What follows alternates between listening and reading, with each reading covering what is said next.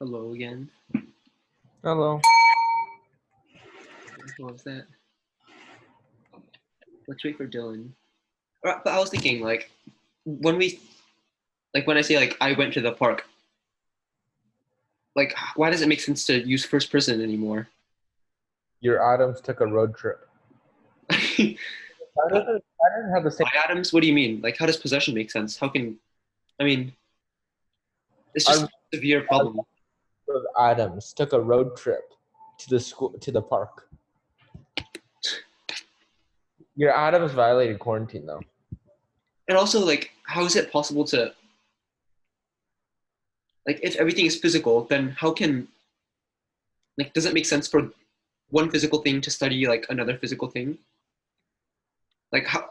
How is our brain self-studying itself? That seems like kind of a paradox, I guess.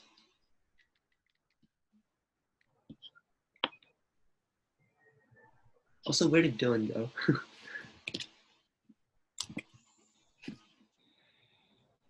Yeah, I guess that is definitely the primary problem with materialism. But I think I know we mentioned this a bit before, but I think that maybe it does make more sense to say that it's just impossible for the brain to know this. What was it called again? The video mentioned it. Mysterialism. Oh yeah. What do you guys think about that idea? I don't quite remember what it was about. It's kind of saying that there's certain things that the brain can learn and experience, and learning about this mind-body problem and the nature of existence is just something that it's impossible for the brain itself to access. Oh. So we'll never know, even if there is an answer. That's a bit depressing. I mean, do you think it's true?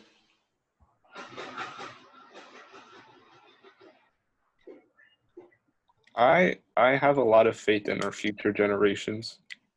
I think they're gonna solve it one day. Because Okay. in the 1800s, we were a lot less advanced than we are 200 years later. That's true.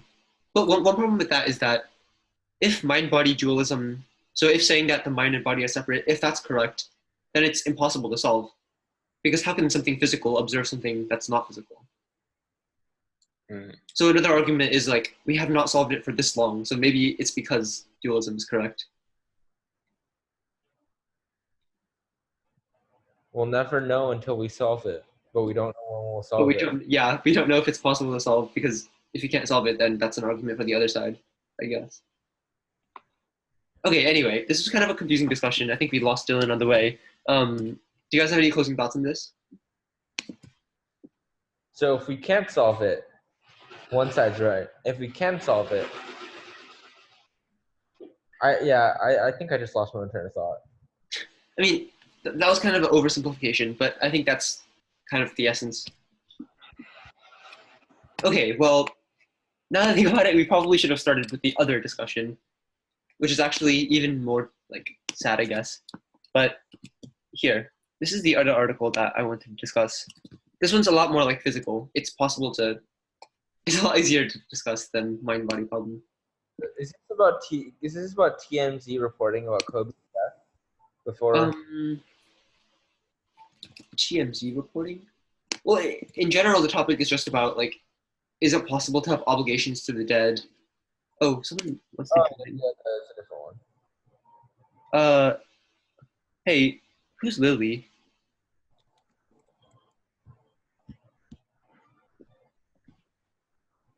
Hello? Can you hear me, Lily? They're connecting to audio with the 3 dots. Oh, okay.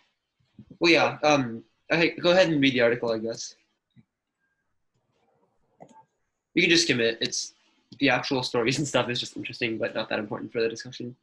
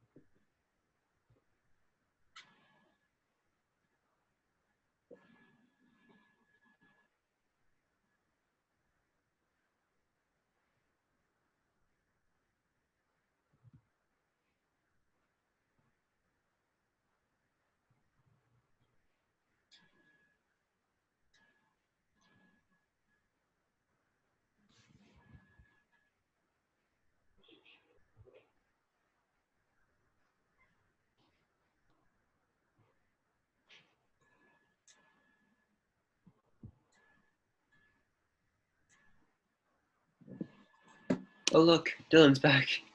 Hi Dylan. We have moved on to the next discussion because the previous one was kind of confusing.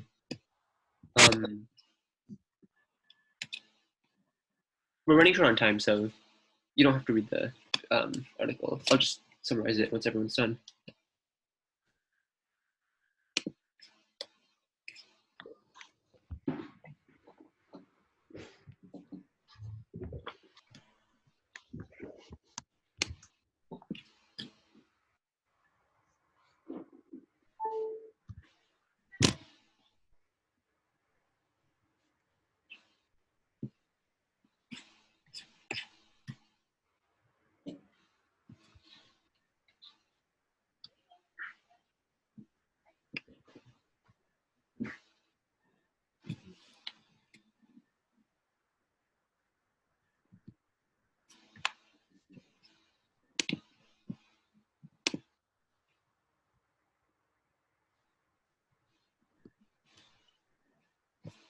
Okay, is everyone done?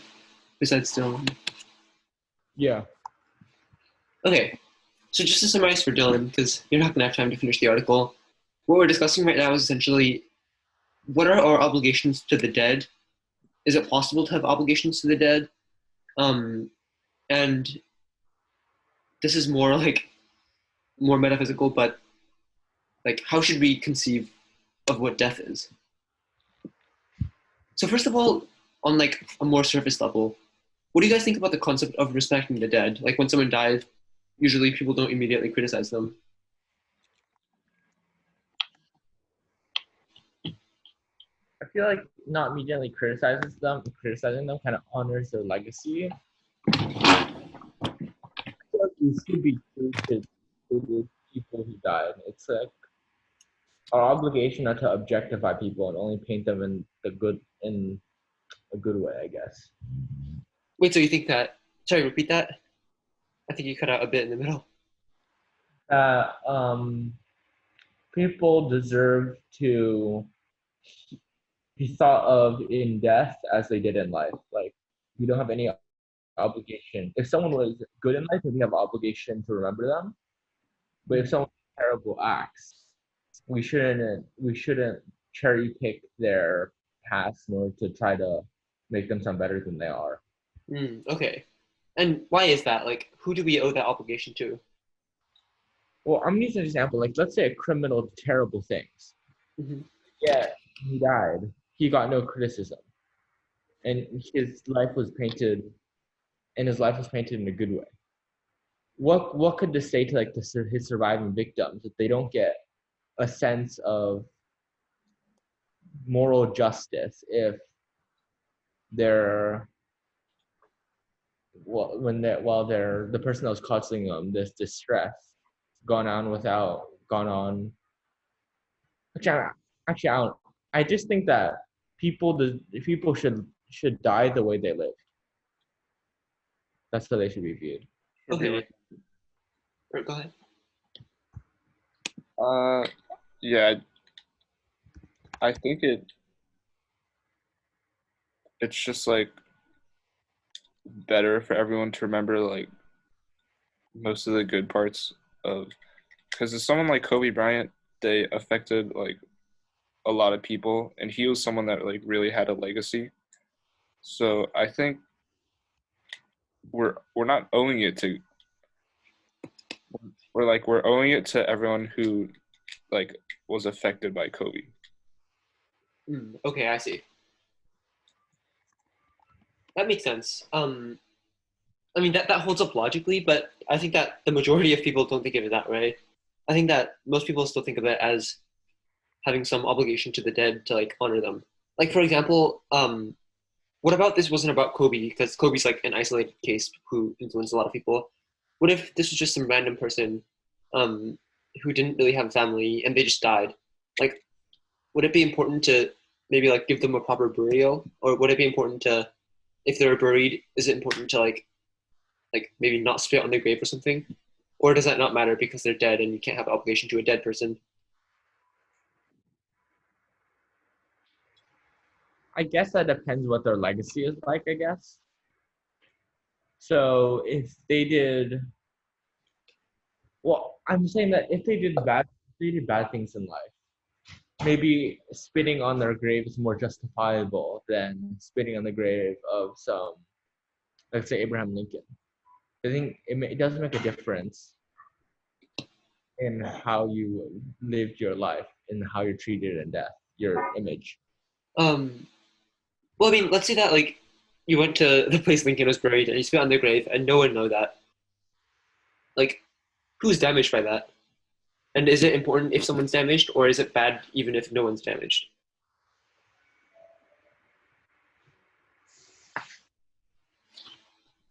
I think I don't really know. What do you think, Dylan or Kyle? I think well I agree with Julian, like if they did some like pretty bad things, it'll be more justifiable to spit on their graves. Yeah. Okay, and by justifiable, like justifiable to who? Or is it just like universally justifiable to like some god or something?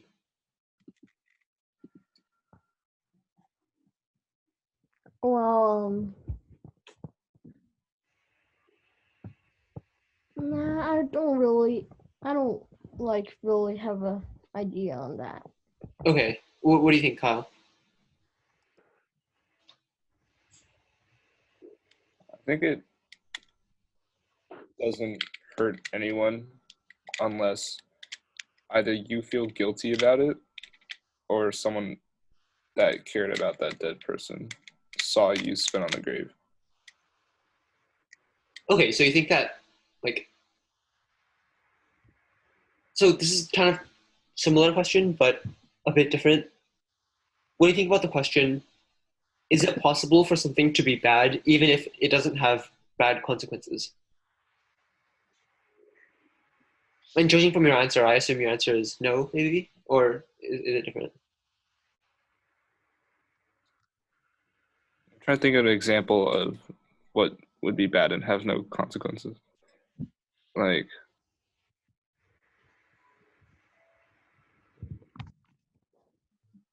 Well, one common example is like spitting on a dead person's grave without anyone knowing, but maybe, I mean, you answered the other way for that, so.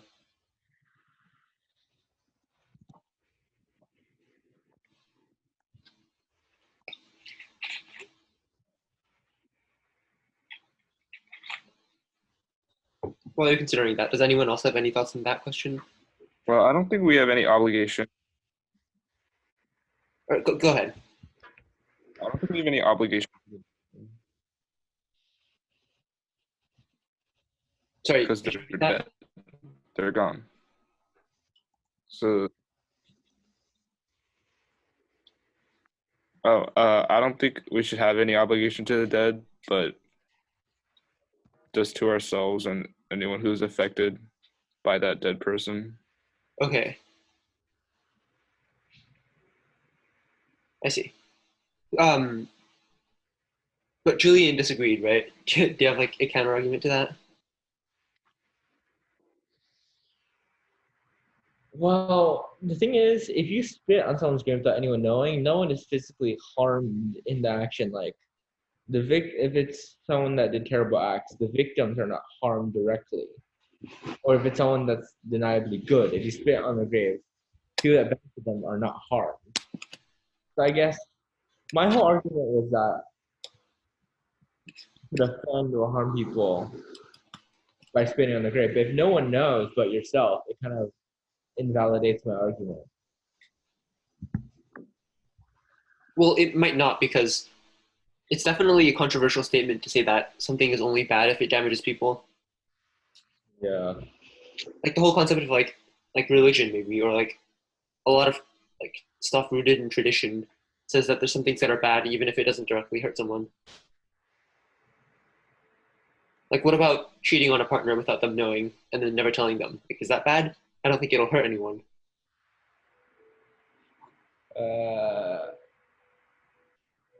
No comment? I mean, it's a tough one, right?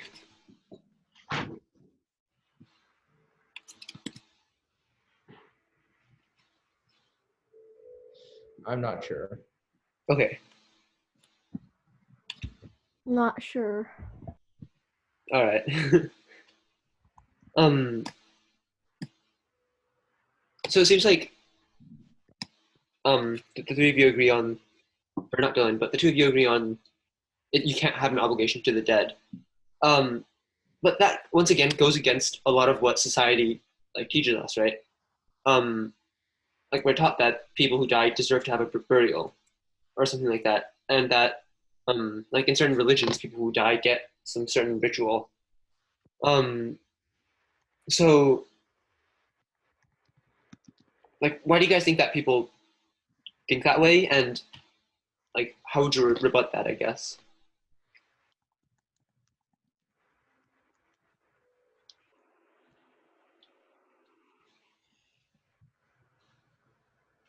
I would agree with it if if it was the person's wish before death, and then I could just disagree by saying that like the afterlife doesn't exist. Okay. And okay, you bring up a good, interesting point too, because what if you promise someone something, like someone said, like when I die, I want you to like,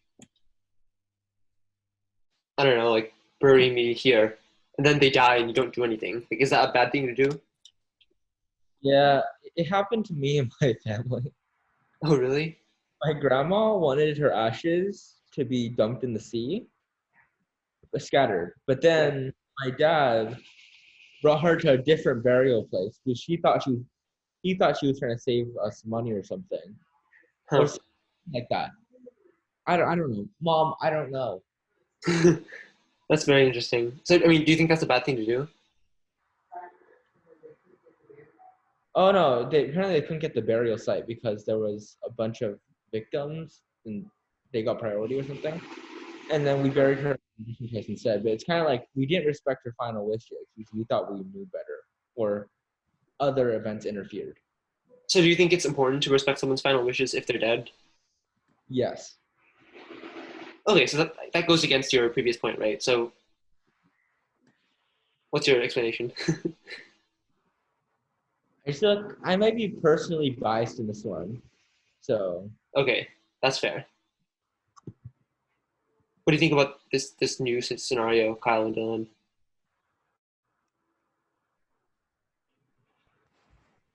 Logically, I think it would be okay. So if it makes you, hmm,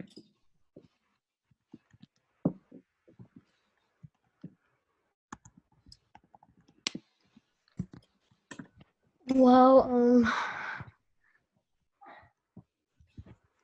okay, if you had an obligation to this person and you cared about this person, then if you don't, then it's only hurting yourself. But logically, you don't have to do anything because they're dead. They can't be hurt by you not bearing them or carrying out their final wishes. But Okay, if other people can be hurt that are still alive, then yeah. do you agree with that, Dylan?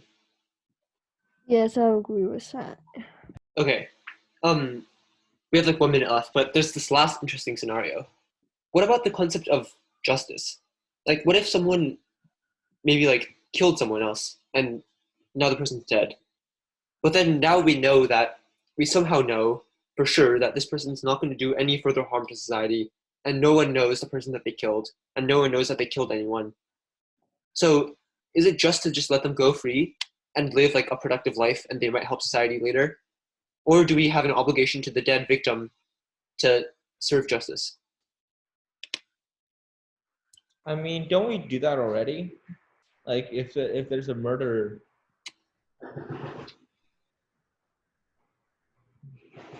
I mean, you read the news and there's all these stories about like kidnappers that do kill people, and once people are dead, I guess you have a duty to the dead people. you have a duty to the people that person killed to incarcerate them so it doesn't happen again, I guess. I think it's also a duty to the law because you're gonna have to, or else other people start murdering. But in this case, Let's say that won't happen. in this case, if we knew that that person was gonna be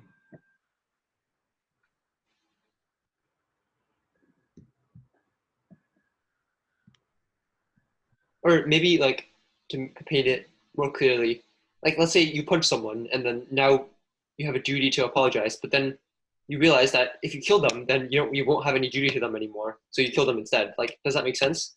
That seems to make sense if you go by the logic of dead people we can't have obligations to dead people. But that just seems so ridiculous, right?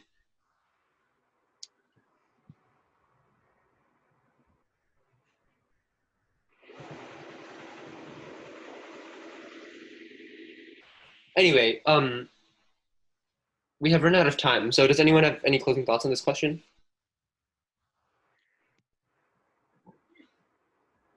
Or any questions? Don't spit on dead people's graves. Huh? Impolite, no matter what. Just like don't spit on dead people's graves. I feel like it's impolite no matter what. Okay.